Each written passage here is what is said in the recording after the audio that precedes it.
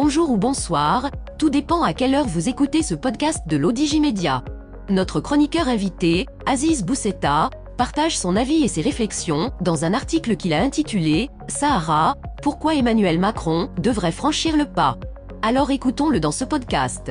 L'auteur démarre son article ainsi. Les relations internationales, la diplomatie et même la géopolitique sont d'abord et avant tout affaires de personnes, de psychologie et même, souvent, d'ego et de sensibilité.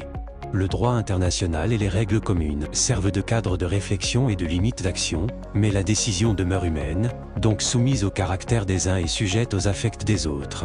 L'affaire du Sahara ne déroge pas à la règle, et une décision tranchée de la France en relève, essentiellement avec le président actuel. L'auteur poursuit son article ainsi. Emmanuel Macron est un homme ambitieux qui, élu président à 39 ans, aspire à marquer l'histoire de son pays. Pour cela, il a choisi l'Europe et l'OTAN, dont il avait décrété la mort cérébrale pour s'atteler à lui imaginer une structure dérivée. Il a choisi aussi, sur le plan interne, la réforme des retraites et la résolution de la question algérienne, affaire éminemment franco-française. Plus tard, avec le temps qui passe, le président a changé sur l'OTAN, s'alignant comme les autres, comme tout le monde, sur l'oncle Sam. Il a considérablement évolué sur la question des retraites et, pour l'affaire algérienne, il n'y a pas de raison qu'un changement de cap n'intervienne aussi. Simple affaire de temps, si le bon sens est là. Or le bon sens, dans cette question algérienne, serait son meilleur allié, s'il le voulait. Il est temps, pour Emmanuel Macron, de lire le présent, de relire l'histoire, pour mieux apprécier l'avenir. Le passé montre que les plaies sont larges et profondes, et que pour les fermer, il faut une direction éclairée à Alger, ce qui n'est pas le cas dans le présent. Affaiblir la junte, honnie par sa population et à l'image ternie auprès de la population française algérienne, binationale ou algérophile, serait donner un gage à l'avenir. Comment affaiblir la troupe qui dirige l'Algérie? En se rapprochant du Maroc. Comment se rapprocher du Maroc alors que la crise entre Paris et Rabat n'a jamais été aussi profonde et durable? En franchissant le pas consistant à reconnaître la marocanité du sud saharien du royaume. L'auteur précise sa pensée ainsi. La junte algérienne réagira violemment, brutalement, spectaculairement, radicalement. Cela permettra à Emmanuel Macron d'écouter enfin les voix réunies de sa majorité et de son opposition en suspendant, voire en résiliant, le fameux accord de décembre 1968 sur la migration algérienne. Cela créera une tout aussi violente, brutale, spectaculaire et radicale réaction de l'opinion publique algérienne, pour laquelle le visa est un projet de vie, comme le soutient l'ancien ambassadeur français en Algérie Xavier Driancourt, dont les sorties de plus en plus nombreuses ne sont certainement pas fortuites ou dues au hasard. Par ailleurs, la classe politique française, essentiellement à droite, se prononce clairement pour la reconnaissance de la souveraineté du Maroc sur le Sahara dit occidental.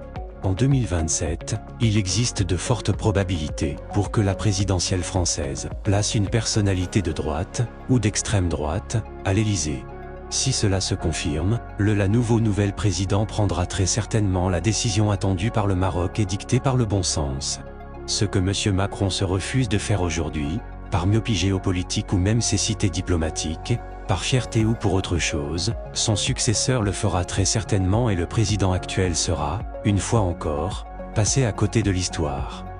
L'auteur continue son article comme suit. Sur le plan des alliances de bloc, Alger a décidé aujourd'hui plus que jamais, contrairement à tout bon sens, de se jeter dans les bras de l'ours russe, insistant sur le besoin de combattre l'euro et le dollar, et ouvrant le territoire algérien à l'armée russe, avec tout ce que cela signifie pour l'Europe. Maintenant, le président Abdelmajid Tebboune est allé en Chine pour y faire, là aussi, acte d'allégeance. Qu'attend donc M. Macron pour mettre une distance avec un tel régime, d'ores et déjà entré dans une course à la présidentielle avec ses relents pestilentiels? Nourrissant l'ambition d'entrer dans l'histoire à travers le Maghreb, Emmanuel Macron a voulu gagner l'Algérie sans perdre le Maroc. Ne sachant faire ni avec l'un ni avec l'autre, il n'a pas gagné l'Algérie et il a perdu le Maroc. Le Royaume, lui, pendant ce temps, a bien négocié son virage géopolitique avec les États-Unis et Israël, puis avec l'Espagne, l'Allemagne et d'autres États européens, en plus de l'Arabie Saoudite, des Émirats Arabes Unis, de tant d'États africains d'importance. Aujourd'hui, la lutte de bloc se fait avec de nouveaux paradigmes et la recherche d'alliés dans le monde. Pour les Occidentaux, les appels à changer de position et de vision sur le monde. Or, le grand problème aujourd'hui pour le positionnement mondial de la France est d'avoir un président qui manque cruellement d'expérience mais qui, en échange, a un ego qui l'empêche d'écouter les conseils et de penser géostratégie. L'auteur conclut son article ainsi. Pour le cas du Maroc, et donc de l'Afrique, tant le royaume est influent sur son continent, la France de M. Macron devrait prendre la décision qui s'impose, renforcer le Maroc en reconnaissant son intégrité territoriale et laisser l'Algérie officielle se confronter à sa propre population. Son pouvoir de nuisance est désormais insignifiant, à tous les égards. Emmanuel Macron saura-t-il faire la lecture de l'histoire qu'il semble mépriser, du présent qu'il aime dominer et du futur qu'il veut en marquer de son empreinte? Rien n'est moins sûr mais rien n'empêche d'être optimiste. Pendant ce temps, pour la question du Sahara, le Maroc poursuit sa marche tranquille et silencieuse. Rédigé par Aziz Bousseta, élu par l'intelligence artificielle de l'ODJ Média.